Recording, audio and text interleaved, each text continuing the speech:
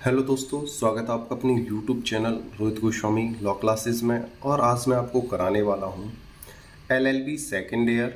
Same है हमारा third, act है हमारा मुस्लिम लॉ, कोड है हमारा 301 या 3001। क्वेश्चन है हमारा दान।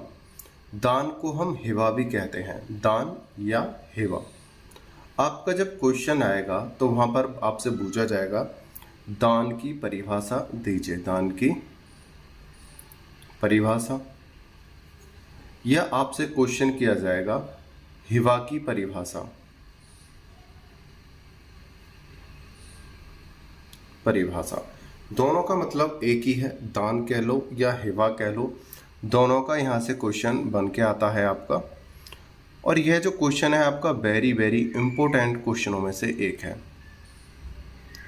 ये क्वेश्चन अक्सर 20 नंबर 10 नंबर में ज़्यादा पूछा जाता है, और 5 नंबर में इसकी जो टिप्पणी पूछी जाती है दान या हिबा पर अपने विचार व्यक्त कीजिए।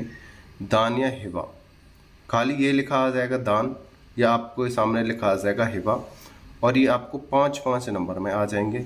या आपको हो सकता है ये 5 नंबर में 2 पूछ ले, दान हो सकता है या वफ हो सकता है, इस प्रकार से दोनों आ जाएं। 5 नंबर में इसके थोड़े थोड़े आपको 2 पॉइंट आपको लिख देने हैं। 2 पॉइंट जैसे वफ के लिख दिए और 2 पॉइंट आपको हिबा के लिख देने हैं, ठीक है, यानी दान के। सही है, इस प्रकार से आपका ये क्वेश्चन होगा। इसे आप इस तरीके से सेट कर सकते हो। उम्मीद करता हूँ मेरी ये बात आपको अच्छे से समझ में आई होगी। वीडियो में चलने से पहले आपसे बस छोटी सी रिक्वेस्ट है, अगर आपने हमारे यूट्यूब चैनल को अभी तक सब्सक्राइब नहीं किया है तो प्लीज़ कर लो, लाइक करो, कमेंट करो, और ज़्यादा से ज़्यादा अपने भाइयों में, दोस्तों में, कॉलेज ग्रुप में शेयर करो, जिससे कि उनकी भी अच्छी और उचित समय पर तैयारी हो सके। अब हम ज़्यादा बात ना करते हुए चलते हैं अपनी वीडियो की तरफ और आपको कराते हैं दान की परिभाषा। दान की परिभाषा कीजिए। मुस्लिम विधि के अंतर्गत एक मान्य दान के आवश्यक तत्व क्या हैं? दान की परिभाषा, उत्तर है हमारा दान की परिभाषा। दान को प्रमुख विधिवेत्ताओं ने विभिन्न विभिन्न रूप से परिभाषित किया है। जो दान है, दान को हमारे जो विधिवेत्ता थे, जो विधि को बनाने वाले थे, उन्होंने इसे विभिन्न विभिन्न प्रकार से परिभाषित किया है। और यहाँ पे हम कह रहे हैं विभिन्न विभिन्न विधिवेत्ताओं ने। अब जब हम एग्ज़ाम में बैठे हैं तो हम वहाँ पे ज़्यादा डेफिनेशन नहीं देंगे, वहाँ पर ज़्यादा परिभाषाएं नहीं लिखेंगे, हम एक से ही काम चलाएंगे, क्योंकि हमारे पास वहाँ पे सीमित समय होता है और उसी समय के अंदर हमें अपने पूरे पेपर को सेट करना होता है। तो हमने एक सबसे बढ़िया परिभाषा ली है, और वो है डी.एल. मुल्ला के अनुसार। डी.एल. मुल्ला के अनुसार जो परिभाषा है वो सबसे अच्छी है।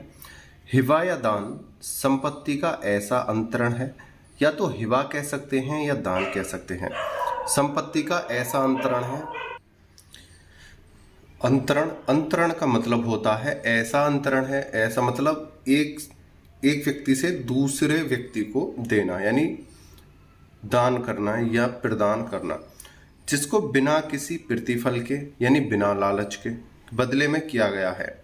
मतलब जब हम दान करते हैं तो हमारे मन में कोई लालच नहीं होता है, और ना ही हमें यह अपेक्षा रहती है कि वह जो दान है हमें वापस मिल जाएगा, और उसका अंतरण हम अपनी स्वेच्छा से करते हैं। अंतरण मतलब होता है एक से दूसरे के पास जाना, ट्रांसफर करना, तथा जिसको दान ग्रहीता स्वीकार कर ले या दूसरे से स्वीकार करा ले। कुछ व्यक्ति होते हैं, जैसे हम दान करने जाते हैं और वो वहाँ पे उपस्थित तो होता है, वो कहता है कि चलो मेरे इस दान को किसी अन्य व्यक्ति को दे दो। जैसे हम किसी को पैसे देने जा रहे हैं, वो कहता है आप पैसे मेरी बेटी को दे दो, मेरे बच्चे को दे दो, या किसी संस्था को दे दो। ऐसा दान या हिबा दोनों का मतलब है एक बार दी हुई वस्तु वापस नहीं आएगी, और दान स्वेच्छा से किया जाता है। आगे चलते हैं। संक्षेप में हम कह सकते हैं कि दान बिना किसी लालच व शर्त के अपनी संपत्ति को किसी अन्य को हमेशा के लिए दान यानी समर्पित कर देता है। अपनी स्वेच्छा से, अपने मन से, अपने बिना किसी लालच व शर्त के अपनी संपत्ति किसी अन्य व्यक्ति को सौंप देता है और वे हमेशा हमेशा के लिए दे देता है। उसे दान करता और जो दान लेता है उसे दान ग्रहीता कहते हैं। जो दान करता है उसे दान करता, देने वाला दान करता, लेने वाला एक्सेप्ट करने वाला दान ग्रहीता कहते हैं। अब ये पॉइंट मैंने यहाँ पे इसलिए लिखा है क्योंकि यहाँ से भी क्वेश्चन हमारा बनता है, दान करता व दान ग्रहीता से क्या अर्थ है। दान ग्रहीता बता दान करता का अर्थ बताइए, में अंतर बताइए, अर्थ बताइए, मत महत्व बताइए। इनके भी महत्व होते हैं, ठीक है। इस प्रकार से यहाँ से दान करता और दान ग्रहीता से भी क्वेश्चन बनते हैं, इसलिए मैंने आपको इस चीज को बताया है, ठीक है। अब बात करते हैं दान के आवश्यक तत्व। मुस्लिम विधि में दान के लिए निम्न शर्तों का होना जरूरी है, ठीक है। अब एक बात और समझ लो, वक्फ और दान में बहुत अंतर है। वक्फ और दान में अंतर है। वक्फ भी ऐसा ही होता है दान की तरह ही, लेकिन ये मुस्लिम कार्यों के लिए ही होता है। किसके लिए? मुस्लिम कार्यों के लिए ही होता है। और यहां पर हमने बात की है दान की, तो दान की हम आगे विशेषताएं पढ़ेंगे। मुस्लिम विधि में दान के लिए निम्न शर्तों का होना जरूरी है। नंबर 1, पक्षों की सक्षमता। पक्षों की सक्षमता। दान में दानकर्ता व दान ग्रहीता दोनों का विद्यमान आवश्यक है। अब ये नहीं है हमने एक दान करा है, जिसको हम दान करना चाहते हैं वह मौके पर नहीं है, उपस्थित नहीं है, प्रेजेंट नहीं है, तो वहां पर हमारा दान क्या होगा? वो असफल माना जाएगा, शून्य माना जाएगा, ठीक है। दान करते वक्त दान लेने वाला और देने वाला दोनों उपस्थित होने चाहिए। दूसरा, दानकर्ता के लिए योग्यता। अब दान कौन व्यक्ति कर सकता है, उसके लिए भी कुछ योग्यता होनी चाहिए, उसके लिए भी कुछ शर्तें होनी चाहिए। दानकर्ता की उम्र 18 वर्ष हो। सबसे पहले तो उसकी उम्र कितनी हो? 18 वर्ष। अभिभावक न्यायालय द्वारा नियुक्त होने पर 21 वर्ष। यानी अगर कोई न्यायालय के संरक्षण में है, इससे पहले जो मैंने आपको वीडियो कराई है संरक्षक यानी नाबालिग, उसमें आप पढ़ोगे, वहां पे भी लिखा हुआ और यहाँ पे भी। अगर न्यायालय की देखरेख में कोई व्यक्ति है तो उसकी उम्र 21 वर्ष के बाद क्या होगी? बालिग होगी। 21 वर्ष के बाद क्या कर सकता है? दान कर सकता है। दानकर्ता में दान करने की सक्षम होनी चाहिए। सक्षमता यहाँ तार कर लेना, सक्षमता होनी चाहिए, यानी दान करने की कैपेसिटी होनी चाहिए। और चौथा पॉइंट यहाँ पर आप लिख लीजिए, वह स्वस्थ चित्त होना चाहिए। चौथा पॉइंट आप यहां से लिख लीजिएगा,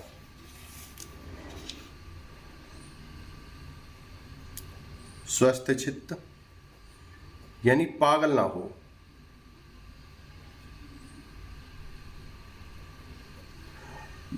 या दूसरा व्यक्ति दिवालिया,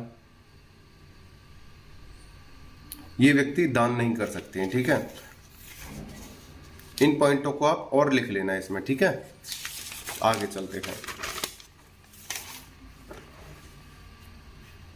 दान स्वतंत्र इच्छा से हो। ये नहीं है दान किसी के दबाव में आकर किया जा रहा है, या आपका मन तो नहीं है दान करने का फिर भी आप दान कर रहे हो। स्वतंत्र स्वेच्छा से हो, स्वतंत्र इच्छा से हो, जिसे वह, और नंबर 5 है, जिसे वह दान करे उसे दानकर्ता का हक या स्वामित्व हो। यानी जिसको दान किया गया है उसको तुरंत ही उसका अधिकार सौंप दिया जाए। ये नहीं है कि दान आज करा है, हम आपको इसका अधिकार काफी दिनों बाद भेजा जाएगा, ऐसा नहीं। दान करते ही उसे उसका स्वामित्व सौंप दिया जाएगा। एक सक्षम दान ग्रहीता के लिए धर्म या निष्ठा, लिंग और आयु कोई बाधा नहीं डालते हैं। जैसा कि मैंने आपको अभी, देखो इसको दोबारा से पढ़ो। एक सक्षम दान ग्रहीता मतलब दान को लेने वाला ग्रहीता के लिए धर्म या निष्ठा, लिंग या आयु कोई बाधा नहीं डालते हैं। फिर भी दान ग्रहीता के लिए आवश्यक है कि वह दान किए जाने के समय अस्तित्व में हो, यानी उपस्थित हो। अब एक बात सुनिए, यहाँ पर मैंने क्या बोला था, एक तो हमने पढ़ाया था आपको वफ, क्या पढ़ाया था? वफ। वफ का मतलब भी क्या होता है? दान होता है। लेकिन ये दान और जो वफ होता है ये केवल किस में होता है? मुस्लिमों में। ये जो दान होगा मुस्लिमों के लिए ही होगा, उनके मुहर्रम हो, ईद हो, ताजिया हो, मक्का की यात्रा हो, यानी जो भी होगा मुस्लिम कार्य के लिए ही होगा। ठीक है, अब बात करते हैं, वफ को भी दान कहते हैं और ये जो कार्य है सिर्फ मुस्लिमों के लिए ही कार्य करेगा। अब यहाँ बात करते हैं दान की। दान को जैसे हम हिबा भी कहते हैं। इसका उद्देश्य क्या है? जब हम दान करेंगे तो इसमें कोई भी धर्म हो, लिंग हो, जाति हो, यहाँ पर कोई भेदभाव नहीं करा जाएगा। किसी भी धर्म से हो, किसी भी लिंग से हो, किसी भी जाति से हो यहाँ पर, और किसी भी आयु का हो, नाबालिग हो, बालिग हो, बुजुर्ग हो, जवान हो, कुछ भी यहाँ पे हो, भेदभाव नहीं किया जाएगा। तो उम्मीद करता हूँ आपको वफ में और दान में थोड़ा अंतर समझ आया होगा।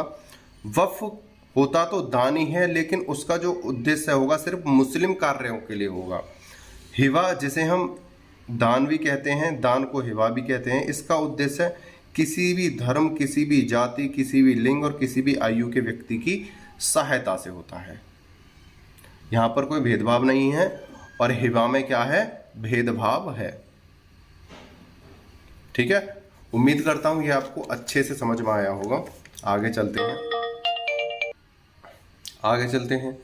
किसी अजन्मे व्यक्ति को दिया गया दान अमान्य होता है। जिसने अभी जन्म नहीं लिया है, जो अभी गर्भ में ही है, उसको किया गया दान अमान्य होगा। किंतु यदि दान ग्रहीता दान देने के 6 माह के बाद जन्म ले या गर्भ में आ जाए तो वे दान करने के लिए सक्षम है। गैर मुस्लिम भी सक्षम दान ग्रहीता हो सकते हैं। अब यहाँ पे बात की जा रही है कि जो दान है अजन्मे व्यक्ति को नहीं किया जा सकता, लेकिन एक कंडीशन है, अगर वो व्यक्ति 6 महीने के बाद, जैसे हमने दान करा है, दान करने के 6 महीने बाद वो जन्म ले लेता है तो वो दान एक्सेप्ट कर सकता है। ठीक है, दान की विषय वस्तु। नंबर 2 है दान की विषय वस्तु। दान की जाने वाली वस्तु का अस्तित्व में होना जरूरी है। अब सपोज करो हम कोई वस्तु दान करने वाले हैं और वो भविष्य में है ही नहीं, और हम उनसे कह रहे हैं कि जो अगर भविष्य में उत्पन्न होगी तो हम आपको देंगे। सपोज करो हमने बोला कि हम आपको 100 किलो मक्का देंगे, 100 किलो मक्का बांटेंगे, या 100 किलो अनाज बांटेंगे, 100 किलो चावल बांटेंगे। आने वाले महीने में हम ये सारी चीज़ें आपके लिए बांटेंगे। हमारे खेत में अगर होंगी, हमने बोला अगर हमारे खेत में धान, चावल, मक्का, बाजरा या अन्य कोई चीज़ होगी, हम आपको बांटेंगे। उसी महीने में आप अकाल पड़ जाता है, बाढ़ ज़्यादा हो जाती है, या सूखा हो जाती है, या फसल किसी कारण से नष्ट हो जाती है, तो वहाँ पर हमारी फसल नष्ट हो गई तो हम दान नहीं कर सकते हैं। तो ऐसे ही भविष्य में हम बोलें कि अगर मेरी 1 लाख रुपए की सैलरी होगी तो मैं आपको दान करूँगा, तो ऐसा दान मान्य नहीं है। भविष्य में की जाने वाली चीज़ों का दान, आने वाली चीज़ों का दान नहीं किया जा सकता। दान उसी का किया जा सकता है जो प्रेजेंट में है, जो हमारे पास उपस्थित हैं। दान की जाने वाली वस्तु का अस्तित्व में होना जरूरी है। जिस वस्तु पर अधिकार नहीं, अगर हमारा खेत है उसमें फसल होने वाली है, हालांकि अधिकार तो हमारा है लेकिन पूर्ण रूप से नहीं है, कब ना जाने अकाल आ जाए। ठीक है, कब जाने सूखा पड़ जाए, कब भूकंप आ जाए, कब प्रलय आ जाए, क्या पता हमारी फसल तो नष्ट हो जाएगी, हम उसका दान कैसे कर सकते हैं? नहीं, तो हम उस पर ये नहीं कह सकते हम आने वाले भविष्य की वस्तु पर हम दान करेंगे। तो भविष्य में प्राप्त या आने वाली वस्तु का दान हो सकता है, न भविष्य में प्राप्त या आने वाली वस्तु का दान हो सकता है। सूखा, भूकंप, बाढ़, इनसे भी त्राही हो सकती है, या हमारी सैलरी नहीं मिल सकती है, या कोई आकस्मिक घटना हो सकती है, जैसे जिनका हम आप सबको वचन दे रहे हैं दान के लिए। ठीक है, अब सपोज करो हमने बोला आपको 10 चीनी के कट्टे देंगे, 10 आलू की बोरियां हैं उनको देंगे, यानी उनका वितरण करेंगे। और कहीं पर ऐसा अकाल पड़ जाए, कहीं अन्य देश में, जहां दान से ज़्यादा उनको ज़रूरत हो, तो उस अकाल स्थिति में तो हम आपको दे नहीं सकते हैं, पहले तो उनका भरण पोषण किया जाएगा, ठीक है। तो ऐसी स्थिति में हम भविष्य घटना को दान में नहीं ऐड कर सकते। वस्तु की मात्रा, सामान्यतः दानकर्ता को अपनी संपत्ति को दान करने के असीमित वे अनियंत्रित अधिकार प्राप्त हैं। देखो यहाँ पे असीमित तय कर लेना कि मैं हो रहा है, यहाँ पे तय कर लेना असीमित वे अनियंत्रित अधिकार प्राप्त हैं, फिर भी यह शक्ति प्रतिबंधों के अधीन है। हालांकि अपनी वस्तु जो है, हमारी जो संपत्ति है, उस पर हमारे काफ़ी अधिकार होते हैं, लेकिन वो भी कुछ नियमों के अनुसार होते हैं, कुछ बाधाओं से जकड़े हुए होते हैं, कुछ क्रियाकलाप होते हैं, उनके नियमों के तहत वो बंधे हुए रहते हैं। उनको हम देखते हैं। जब कोई मुस्लिम बीमार है तब संपत्ति का 1/3 भाग ही दान कर सकता है। अब हमारा देखो अधिकार तो है, दान का हम संपूर्ण रूप से दान कर सकते हैं, संपत्ति के संपूर्ण रूप से दान कर सकते हैं, लेकिन अगर कोई मुस्लिम व्यक्ति बीमार है और बीमार की स्थिति में अपनी संपत्ति का दान करना चाहता है तो वो 1/3 भाग ही दान कर सकता है। सपोज करो उसके 300 गज का प्लॉट है तो उसमें से 100 गज का प्लॉट ही वो दान कर सकता है, भाग ही दान कर सकता है। नंबर 2, मृत्यु रोग के समय दान वारिस के पक्ष में नहीं किया जा सकता। अब मृत्यु रोग है, मृत्यु रोग के समय दान वारिस के पक्ष में नहीं किया जा सकता। मृत्यु के समय कोई भी दान अपने वारिस को नहीं किया जाएगा। दान की शर्तों के अलावा दान की विभिन्न औपचारिकताओं को पूर्ण किया जाना जरूरी है। देखो दान तो हमने किया लेकिन उसकी शर्तें भी निभाई। क्या अगर बीमार है तब दान नहीं कर सकता है? अगर कर सकता है तो 1/3 भाग दान कर सकता है। या मृत्यु के समय अपनी जो संपत्ति का जो दान है अपने वारिस को नहीं कर सकता है। क्यों नहीं कर सकता है? अब सपोज करो कोई व्यक्ति है वो मरने वाला है और उसने पहले ही कर्ज ले रखा है। क्या कर रखा है? कर्ज ले रखा है और वो सोच रहा है कि अब मैं तो मरने ही वाला हूं, अपनी संपत्ति को अपने पुत्रों को दान कर जाऊं या दे जाऊं, नातियों को दान दे जाऊं या किसी और को दान दे जाऊं तो मेरा जो कर्ज है वो कट जाएगा। तो ऐसा नहीं कर सकता है वो, ठीक है। अगर उसकी मृत्यु हो जाती है तो अपने आप ही उनकी संपत्ति उनके बच्चों को चली जाएगी, लेकिन वो जो संपत्ति जाएगी पहले उसमें से कर्ज निकाला जाएगा, ठीक है। दान की अन्य शर्त भी हैं, उन दान की अन्य शर्तों को देखते हैं। दानकर्ता द्वारा दान की घोषणा, जो दान कर रहा है दान करने से पहले उसकी क्या हो? घोषणा। दान ग्रहीता द्वारा दान की स्वीकृति, ये नहीं है कि हम जिसको दान करना चाह रहे हैं वो स्वीकार ही नहीं कर रहा कि भाई मुझे तो नहीं दान चाहिए, आप जबरदस्ती क्यों दे रहे हो। ऐसा नहीं होना चाहिए। जो दान लेने वाला है वो उसे स्वीकार करे। दान की वस्तु का कब्जा देना, हमने कहा कि हम आपको अपना घर दान दे रहे हैं लेकिन हम उसे दान तब देंगे, दान तो हमने आज ही दे दिया है लेकिन उस पर अधिकार हम तब देंगे जब हमारी मृत्यु हो जाएगी। तो ऐसा दान दान नहीं है। जैसे ही हमने दान की घोषणा करी उसी समय से दान उस व्यक्ति का हो जाता है जिसको हमने दिया है। दान के लिए लेख आवश्यक नहीं। दान करने के लिए हमें कोई वकील की ज़रूरत नहीं है, कोई लेखबद्ध की ज़रूरत नहीं है, कोई अन्य क्रियाकलाप की ज़रूरत नहीं है। अगर हमें सपोज करो हमें किसी को खाना देना है, उसके लिए हम लिखवाएंगे थोड़ी कि हाँ भाई लिखो हमने तुम्हें खाना दिया है, हमने तुम्हें 10,000 की सहायता करी है, हमने 5,000 की तुम्हें सहायता करी है। इस प्रकार से नहीं हो सकता। दान मौखिक भी हो सकता है। दान लिखित या मौखिक किसी भी तरह से हो सकता है। एक पॉइंट और आ जाता है यहाँ पे, अभी मैंने बताया था दान मौखिक भी हो सकता है, तो यहाँ लिखित भी हो सकता है, मौखिक भी हो सकता है। जरूरी नहीं कि वो लिखित ही लिखित हो, मौखिक भी हो सकता है। रजिस्ट्रेशन आवश्यक नहीं, ये नहीं है कि उसका रजिस्ट्रेशन कराया जाए, रजिस्ट्रेशन कराया जाए आवश्यक नहीं है। अब बात करते हैं आगे। संपत्ति अंतरण अधिनियम की धारा 129 में स्पष्ट कहा गया है दान के लिए रजिस्ट्रेशन आवश्यक नहीं है और न मुस्लिम विधि में दान से संबंधी किसी कार्य में हस्तक्षेप होगा, परंतु दान की गई चल या अचल संपत्ति पर कब्जा तुरंत किया गया हो। अब यहाँ पर एक बात और कही गई है कि जब हम कोई संपत्ति का दान कर रहे हैं, संपत्ति का अंतरण कर रहे हैं, सही है, तो उस समय हमें रजिस्ट्रेशन की आवश्यकता नहीं है।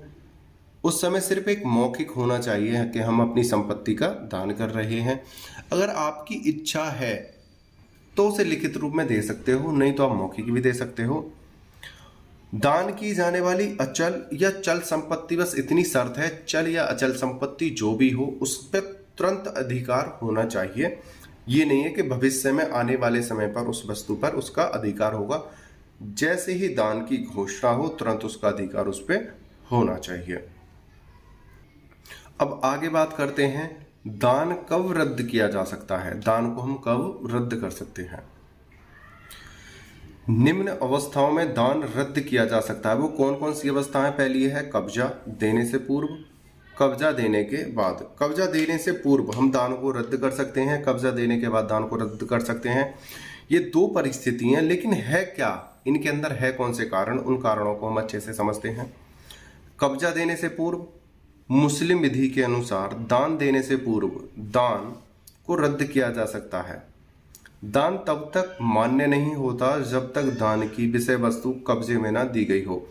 सपोज करो मैंने अभी बोला आप किसी व्यक्ति से कि मैं आपको 10,000 रुपये दान देता हूँ, ठीक है, ये मैंने बोल दिया, लेकिन वो जो 10,000 रुपये हैं मैंने अभी उसको गिनकर दिए नहीं है, मेरी जेब में ही रखे हुए हैं, लेकिन सबके सामने मैंने घोषणा कर दी है मैंने 10,000 रुपये दान दे रहा हूँ। लेकिन जब तक मैंने उसे दिया नहीं है, उससे पहले अगर मैं नाट जाता हूं तो वो दान रद्द हो जाएगा, ठीक है। दूसरा, कब्जा देने के बाद दान दानकर्ता व दान ग्रहीता दोनों के मध्य स्वेच्छा से होता है। दान को निम्न तरीकों से रद्द किया जा सकता है। अब देखो, दान जो होता है, दानकर्ता ए है और दान ग्रहीता बी है। जब तक दोनों का आपस में कॉन्ट्रैक्ट नहीं होगा, क्या होगा, करार नहीं होगा, यानी कि संविदा नहीं होगी। संविदा का मतलब ये नहीं है कि कोई यहाँ पे व्यापारी चीज है, मतलब दोनों का मन नहीं मनेगा। अब इसने बोला कि मैं आपको 10 रुपये दे रहा हूं, इसने कहा कि चलो मुझे स्वीकार है, आप मुझे 10 रुपये दे दो। इसने बोला कि मैं आपको 20 रुपये दे रहा हूं, इसने बोला कि नहीं मुझे 20 रुपये नहीं चाहिए, मुझे तो 500 रुपये चाहिए। तो इस प्रकार जो दान होता है, या इसने बोला कि मैं आपको 500 रुपये देना चाहता हूं, इसने बोला बी ने कि नहीं मुझे ज़रूरत नहीं है, मुझे ऐसी कोई आवश्यकता नहीं है, मुझे नहीं चाहिए आपके पैसे, तो ऐसे भी रद्द हो सकता है। इसकी कैपेसिटी कम है या इसकी डिमांड ज़्यादा है तो रद्द हो सकता है, या ये अपनी स्वेच्छा से इसे दान देना चाहता है और इसका लेने का मन नहीं है, तब भी दान नहीं हो सकता है। दान देने वाला और दान लेने वाला दोनों ही सहमत हो तभी दान हो सकता है, ठीक है। अब पढ़ते हैं यहाँ पे, दान कर्ता व दान ग्रहीता दोनों के मध्य स्वेच्छा से होता है। दान को निम्न तरीकों से रद्द किया जा सकता है। न्यायालय के हस्तक्षेप द्वारा। अब यह बात आती है न्यायालय के हस्तक्षेप द्वारा दान कैसे रद्द होगा, उसको मैं एक्सप्लेन करता हूं। कोई व्यक्ति है, ए व्यक्ति है, और उसकी कोई संपत्ति है, ये खेत है या कोई भूमि का टुकड़ा मान लो, प्लॉट मान लो, या कोई चल या अचल संपत्ति मान लो, ठीक है। अब इसके ऊपर है कर्जा, ठीक है। इसने अपनी संपत्ति को क्या करना चाहा, दान करना चाहा, और ये जब दान कर रहा है या दान दे दी है, और उस जिसको वो चल हो या अचल संपत्ति हो उस पर क्या चल रहा है, केस चल रहा है। और जब यह बात कोर्ट को पता चलती है कि जिस पर केस चल रहा है, जिस जमीन पर या भूमि पर या चल अचल संपत्ति पर, उसको इसने दान कर दिया है, तो न्यायालय वहां पर आकर उसे रोक सकती है और वापस करा सकती है, ठीक है। दूसरा, दान ग्रहीता की सहमति से, असहमति, इसे कर लो यहां पे असहमति, असहमति से। अगर दान ग्रहीता ये कह देता है कि भाई मुझे नहीं चाहिए, तो वो रद्द हो जाएगा। नंबर 2, दान ग्रहीता की औपचारिक सहमति से। एक औपचारिक सहमति कि मुझे दान नहीं चाहिए। लेकिन कुछ ऐसी भी स्थितियां हैं जहां दान देकर रद्द नहीं किया जा सकता, वापस नहीं लिया जा सकता। कुछ ऐसे दान होते हैं हमने दे तो दिए हैं लेकिन उन्हें हम वापस नहीं ले सकते हैं, अगर लेना भी चाहें तब भी वापस नहीं ले सकते हैं। वो कौन से दान हैं आगे देखते हैं।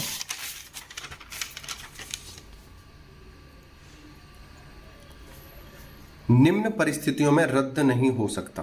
कौन सी परिस्थितियां ऐसी हैं दान देने के बाद रद्द नहीं किया जा सकता है? और यहाँ से आपका क्वेश्चन बहुत बार पूछा गया है, काफ़ी बार पूछा गया है, वेरी वेरी इंपॉर्टेंट है। किन परिस्थितियों में दान वापस नहीं होता है? नंबर 1, पति पत्नी के मध्य हुआ दान। अगर पति पत्नी ने आपस में कोई वस्तु का लेन देन किया है तो वहाँ पे दान वापस नहीं होगा। दान ग्रहीता की मृत्यु हो जाने पर, दान ग्रहीता यानी जिसने वस्तु को ग्रहण करा है, जिसने वस्तु को प्राप्त करा है, उसकी मृत्यु हो जाने पर, दान की विषय वस्तु का बंटवारा हो जाने पर। अब सपोज करो हमने कहीं पर 100 बिस्कुट के पैकेट बांटे और जो 100 बिस्कुट के पैकेट थे उनके जो पैसे थे, अब उस व्यक्ति को लगा कि यार मेरे पास यही पैसे थे, इनके मैंने बिस्कुट लेके बांट दिए, यार चलो इनसे दोबारा जाके कलेक्ट करूँ मैं इन बिस्कुटों को और इनके जो पैसे हैं मैं लेके अपना खर्चा चलाऊंगा, बाद में देखा जाएगा। अब वो जो वस्तु है वो तो बट गई, खा ली उन्होंने, उसका क्या कर लिया, खा गए उसे समाप्त कर दिया। तो ऐसी वस्तु का कुछ नहीं हो सकता, वो रिटर्न नहीं आ सकती। या कपड़े हो या खाने की कोई वस्तु हो या ऐसी कोई वस्तु हो जैसे तुरंत यूज कर लिया जाए, तो ऐसी चीज़ों का वापस आना मुश्किल है। या दानकर्ता की मृत्यु हो जाने पर, जिसने दान करा है उसकी ही मृत्यु हो जाए।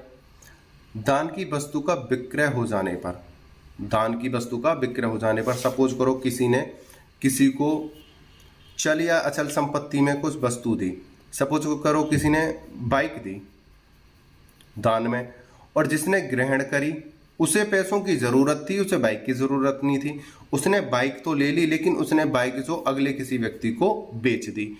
तो यहाँ से अब वो बाइक को वापस नहीं किया जा सकता क्योंकि पहले उसे दान में मिली थी, दान के बाद उसने उसे बेच दिया। दूसरी बात यहाँ पे एक समस्या और क्या बन जाती है कि जब हम दान करते हैं, दान एक तो होता है दानकर्ता, एक होता है दान ग्रहीता। दान करने वाला जब दान करता है उसे यह नहीं पता होता है हम दान किसको कर रहे हैं। सपोज करो अब हम किसी रोड पर खड़े हैं और हमें किसी वस्तु का दान करना है। वस्तु में ये नहीं है कि प्रॉपर्टी हो हमारी, वो चल अचल कुछ भी हो सकता है, कपड़े भी हो सकते हैं, मोबाइल भी हो सकता है, साइकिल भी हो सकती हैं, pen, rough, copy, register, notebook, कुछ भी हो सकता है, कपड़े लत्ते। अब हम जब दान कर रहे हैं उस समय हम ये नहीं देखते हैं कि हम इसे पहचानते हैं या जानते हैं। उस वक्त हमें सिर्फ दान करना होता है। और कुछ व्यक्ति तो ऐसे होते हैं जिनको हमने कभी देखा भी नहीं होता है, और 100 में से 95% व्यक्ति ऐसे होते हैं जिनको हम रोड पे अगर कहीं दान कर रहे होते हैं या कहीं अन्य जगह दान कर रहे होते हैं, भंडारा कर रहे होते हैं, 95% लोग ऐसे आते हैं जिन्हें हम जानते नहीं, और ऐसे व्यक्तियों को अगर दान चला जाए तो वो कभी वापस नहीं आ सकता है। दान की विषय वस्तु का विक्रय हो जाने पर वापस ना आना, या दान की विषय वस्तु का चले जाना, उसका वापस ना आना। इन्हें कोई वस्तु मिली, अब इन्हें उसकी ज़रूरत है पैसों की लेकिन वस्तु की ज़रूरत नहीं है, तो ये उसका विक्रय भी कर सकते हैं, ठीक है, किसी दुकान पे जाके, किसी अन्य व्यक्ति को जाकर, तो वहाँ से वापस नहीं आ सकती।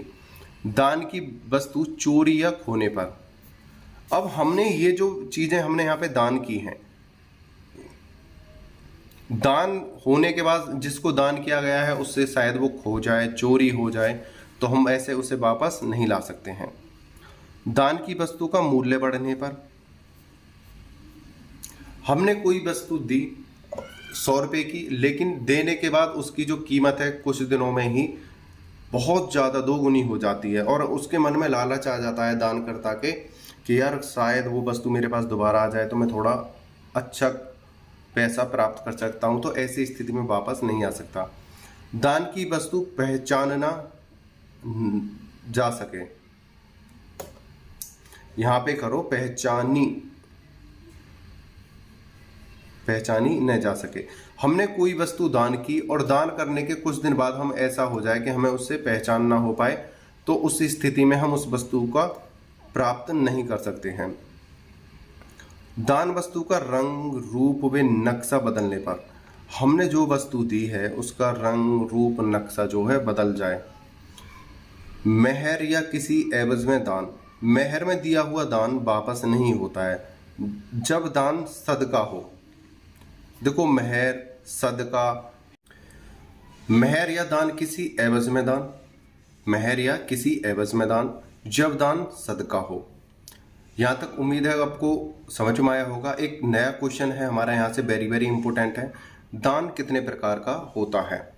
मुस्लिम विधि में दान 5 प्रकार का होता है: सदका, आरियत, मेहर रूपी, हिबा बिल एवज, हिबा व शर्त उल एवज। ठीक है, अब बात करते हैं सदका की। नंबर 1 पे जो सदका है हमने यहाँ पे लिया है।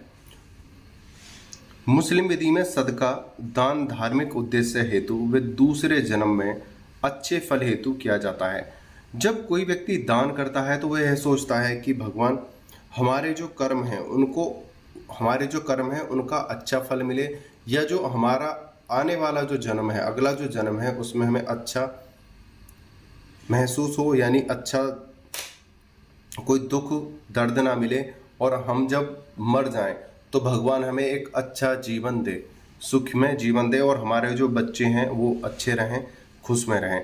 तो यानी कि थोड़ा आदमी यह सोचता है कि हमारे फल जो हैं अच्छे रहें, हमारे कर्मों के फल अच्छे मिलें, उसके लिए। इसमें दान तुरंत दे वे कभी वापस ना होने वाला दान होता है। इसमें जो दान होता है वो तुरंत दे होता है और वो कभी वापस नहीं होता है। सदका वफ़ का सामान्य दान दोनों पर लागू होता है।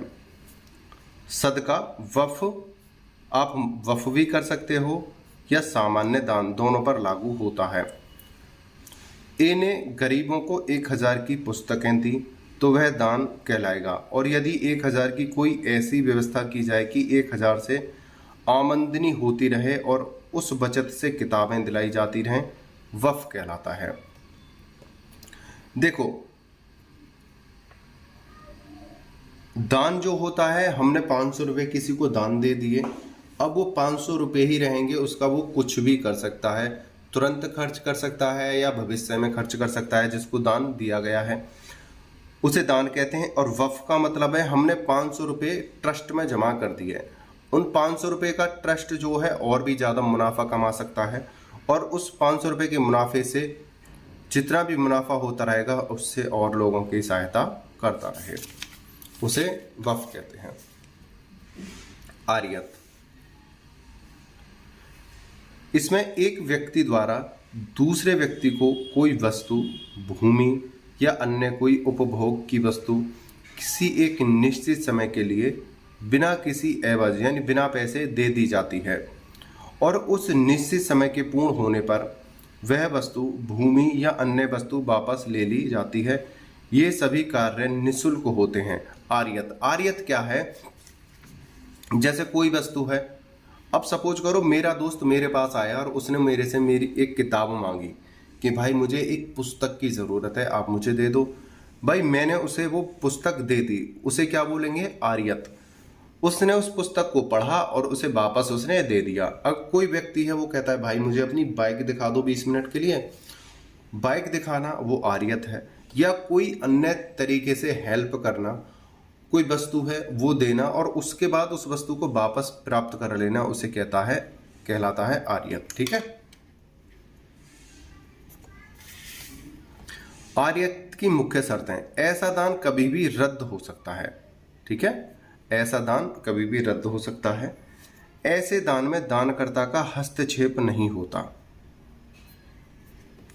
ऐसा दान निश्चित समय के लिए ही होता है। भाई हमने किसी को बाइक दी है, सब हालांकि वो किसी कार्य के लिए दी है, उससे जो वो वस्तु है वो दान में ही तो है, थोड़ी देर के लिए। अब ये तो नहीं है कि जो बाइक है हमेशा के लिए दे दी। ऐसा दान दानकर्ता की मृत्यु पर समाप्त हो जाता है। दानकर्ता की मृत्यु पर समाप्त हो जाता है। अब हमने किसी को कोई वस्तु दी है। अब सपोज करो कोई व्यक्ति हमारे पास आया और वो हमसे 10 दिन के लिए कोई वस्तु ले गया, 1 महीने के लिए या 1 दिन के लिए वस्तु लेके गया है और बोला कि भाई आप दे दो। हमने बोला जा कोई बात नहीं, मेरी गारंटी है, आप ले जाओ, आपसे कोई कुछ कहेगा नहीं, जब तक मैं हूँ आप इसका इस्तेमाल करो। और जैसे ही हम उस पे से वो वस्तु लेके आए हैं उसके इस्तेमाल के लिए, उसकी मृत्यु हो जाती है, तो उसके परिवारजन या उसके घर वाले बोलेंगे भाई वो था तो उसने आपको ये वस्तु दे दी थी, लेकिन अब वो ख़त्म हो गया है, उस वस्तु को हमें वापस दे दो। अब ये जो आपको जो इस्तेमाल के लिए जो चीज़ दी गई थी उसे हम समाप्त कर रहे हैं, आप हमारी चीज़ हमें वापस कर दो। ठीक है, इस प्रकार से हो सकता है। अब तीसरा आता मेहर रूपी। इसमें मुस्लिम पुरुष मेहर रूपी ऋण की एवज में अपनी पत्नी को दान दे सकता है, और यहाँ का जो दान है कभी वापस नहीं आता है। मेहर का दान कभी वापस नहीं आता है। मेहर के ऊपर मैंने 2 वीडियो ऑलरेडी बनाई हुई हैं, आप वहाँ से जाकर देख लीजिएगा। प्रत्येक मुस्लिम पुरुष अपनी पत्नी को मेहर देता है, या तो जीते जी या तलाक के बाद। ठीक है। शेख गुलाम अब्बास बराम मुसम्मात रजिया बेगम 1944। इसमें इलाहाबाद कोर्ट ने यह निर्णय किया कि मेहर रूपी कर्ज के बदले में दिया जाने वाला दान, जिसमें दान की जाने वाली अचल संपत्ति का मूल्य 100 रुपये से अधिक है, मौखिक रूप से नहीं दिया जा सकता, बल्कि बिक्री के कारण पंजीकृत दस्तावेज द्वारा ही दिया जा सकता है। यहाँ पर बोला है अगर मेहर जो है 100 रुपये से ऊपर का है, 100 रुपये से अधिक का मेहर है, तो वो लिखित में दिया जाएगा।